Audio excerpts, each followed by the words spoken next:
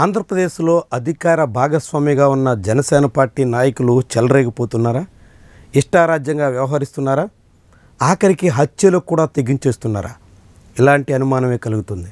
తాజాగా Srikalahasti Janasena party assembly నియోజకవర్గ ఇన్ఛార్జిగా ఉన్న కోట వినూత, ఆమె భర్త చంద్రబాబు అరెస్ట్ అయ్యారు. వీళ్ళిద్దరిని చెన్నై పోలీసులు అరెస్ట్ చేశారు. చెన్నైలోని మింట్ పిఎస్ పరిధిలో 3 రోజుల క్రితం కోపం నదిలో ఒక గుర్తు తెలియని మృతదేహం లభించింది. అయితే ఆ మృతదేహం చేతి మీద జనసేన పార్టీ సింబల్ వినూత పేరు ఉండడంతో పోలీసులు విచారణ జరిపించారు. చివరికి శ్రీనివాసులు అలియాస్ రాయుడు అనే వ్యక్తిని హత్య చేసి నదిలో పడేసినట్టుగా పోలీసులు నిర్ధారించారు. హంతకుల కోసం ఆరా తీశారు. దాంతో ఇప్పుడు కోట వినూత, ఆమె భర్త, మరొక 3 ఈ హత్యలో భాగస్వాములుగా తేల్చారు. ఈ 3 కలిసి ఓ గొడవల్లో నిర్బంధించి తీవ్రంగా వేధించి చివరికి మట్టు పెట్టేసిన తర్వాత చెన్నై సమీపంలోని నదిలో పడేసినట్టుగా వెల్లడైంది. దాంతో చెన్నై పోలీసులు తాజాగా కోట వినూత, ఆమె భర్త, మరొక 3 కూడా అరెస్టు చేశారు. ప్రస్తుతం చెన్నై పోలీసుల అదుపులో జనసేన పార్టీ నాయకురాలు, ఆమె భర్త ఉన్నారు. ఆ శ్రీనివాసులు అలియాస్ రాయుడు అనే వ్యక్తి చాలా కాలంగా కోట వినూత డ్రైవర్గా పనిచేస్తున్నారు. కోట వినూతకు నమ్మిన బంటుగా వ్యవహరిస్తున్నారు. అలాంటి రాయుడిని హఠాత్తుగా విధుల నుంచి తొలగిస్తున్నట్టుగా మొన్నటి జూన్ 21వ తారీఖున ఆమె సోషల్ మీడియా సాక్షిగా వెల్లడించారు.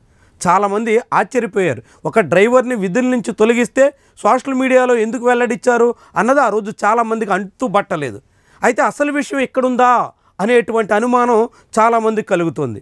అతన్ని ఇంటి నుంచి అపహరించి ఒక గొడవల్లో బంధించి హత్య చేసి కాలువలో పడేసి చేతులు దులుపుకునే ప్రయత్నం చేసి కేసులో ఇరుక్కున్నట్టుగా కనిపిస్తుంది. ఇప్పుడు ఈ మొత్తం ఉదంతం వెలుగులోకి వచ్చిన తర్వాత, పోలీసులు అరెస్ట్ చేసిన తర్వాత జనసేన పార్టీ నుంచి కోట వినూతను బహిష్కరిస్తున్నట్టుగా ఆ పార్టీ అధిష్టానం ప్రకటించింది. చాలా ఆశ్చర్యకరంగా కనిపిస్తుంది. వాస్తవానికి ఇలాంటి నేర చరిత్ర కలిగినటువంటి వాళ్ళు, తమ దగ్గర పనిచేసినటువంటి వాళ్ళని నమ్మిన బంటుగా సాగినటువంటి ఒక సాధారణ డ్రైవర్ని మట్టు పెట్టేసేటంత వరకు ఎందుకు దిగజారారు అన్నది ముఖ్యమైనటువంటి ప్రశ్న. మృతుడి చేతి మీద వినూత్న పేరు ఎందుకుంది? జనసేన సింబల్ కూడా ఉండడం ఏంటి?